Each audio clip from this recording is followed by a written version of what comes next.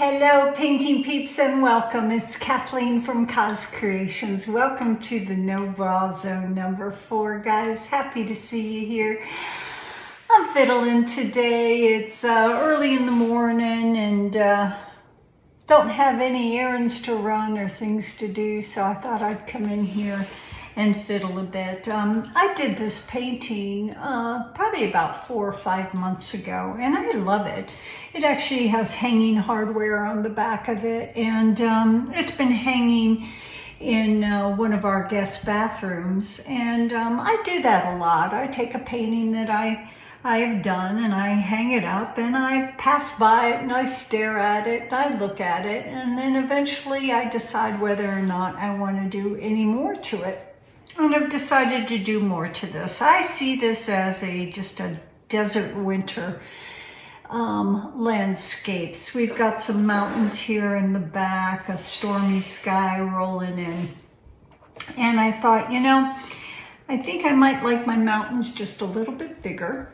And I think I would like to have kind of a gnarly winter tree in here that would be fun. So that's what I'm fiddling with. I have my handy dandy micro mini detailed brush set here.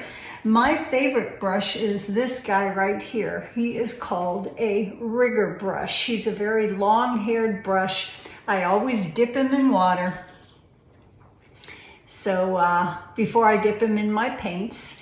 And I also have another brush here that I absolutely love, and this is from Michael J. Smith. He's an artist that I follow that is a beautiful, realistic artist, and he sells a group of nice painting brushes that are affordable, and it's michaeljamessmith.com, and this is called a rigger brush or a detailed brush, and I like it because once again it has long hairs and it's very, very easy for me to control.